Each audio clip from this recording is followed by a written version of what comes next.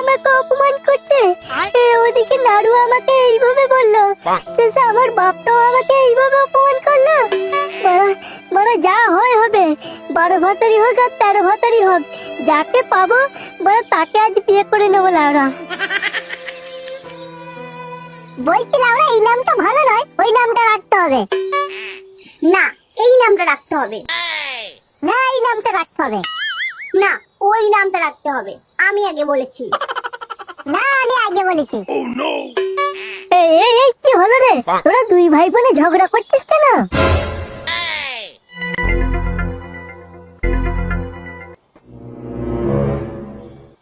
আমরা কোনো ভাই বোন নই দাদা। তাহলে?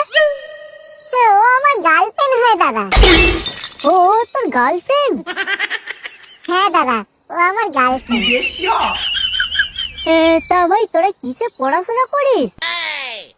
আমি দাদা 8-এ পড়ি আর আমার গার্লফ্রেন্ড 6-এ পড়ে। বহুত মারিয়েছে লাউরা, তোরা এখন থেকে প্রেম করছিস? এখন থেকে মাল বুকিং না রাখলে পরে আর মাল পাওয়া যাবে না দাদা, না হলে যে তোমার মতো অবস্থা হবে।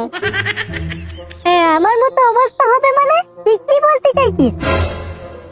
বলতে চাইছি যে তুমি যেমন তোমার গার্লফ্রেন্ড নেই বলে লোকের কাছে তোমাকে অপমানিত হতে হয়, ঠিক সেই রকমই।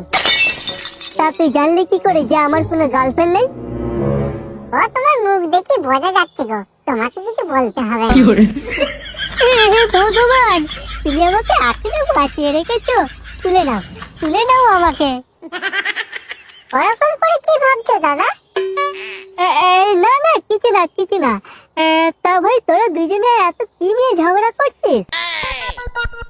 সেরকম কিছু না দাদা, আমাদের প্রথম বাচ্চার কি নাম রাখা হবে সেই নিয়ে একটু ঝামেলা হচ্ছে আর কি।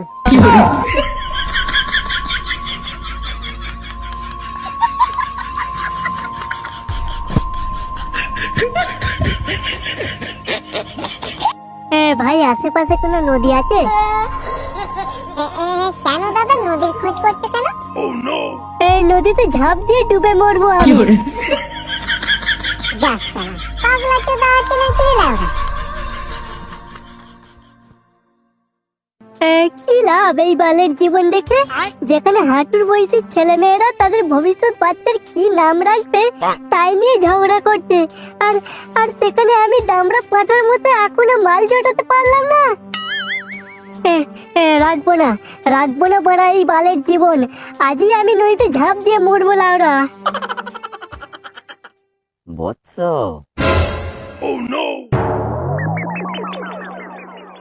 এই কে আপনি? আমি রে বৎস, চোদন শাস্ত্রী। চোদন শাস্ত্রী? হ্যাঁ রে বৎস, আমি তোর কষ্ট বুঝি। তা বোঝেন যখন, আমার এইরকম অবস্থা কেন?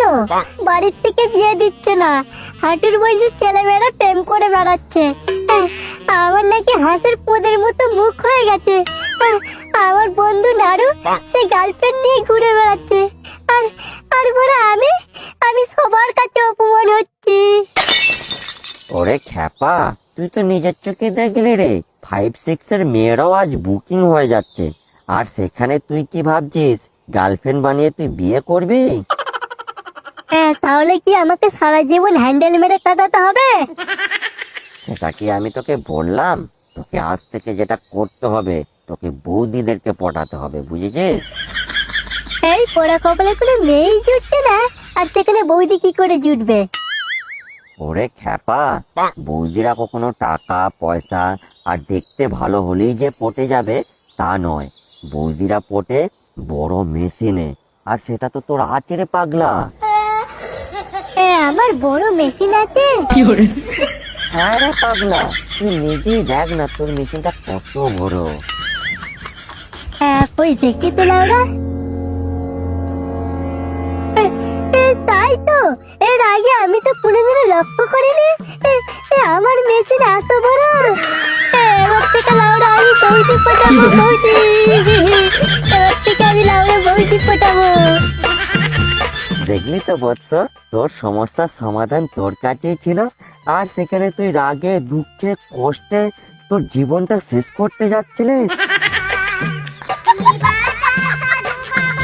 ঠিক তেমনই আমাদের জীবনে অনেক সমস্যা আছে, তার সমাধান খোঁজার জন্য আমরা কি না কি করি, চারিদিক ঘুরে বেড়াই, এমনকি আমাদের জীবনটাও শেষ করে দিই। অথচ সেই সমস্যার সমাধান আমাদের নিজেদের কাছেই থাকে। একটু লক্ষ্য করলে আমরা নিজেদের সমস্যার সমাধান করতে পারি।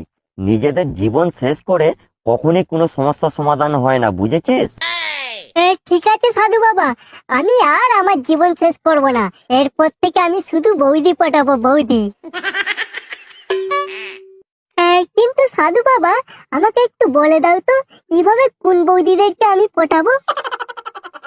বৎস, তুই সেই বৌদিদেরকে পটাতে পারবি যে দাদারা রাতে নাইট ডিউটি করতে যায়, আর যে দাদাদের ছোট, সেই সমস্ত বৌদিদের পেছনে ট্রাই কর, দেখবি 100% কাজ হয়ে যাবে। জয় জয় সাধু বাবার জয়, জয় সাধু বাবার জয়।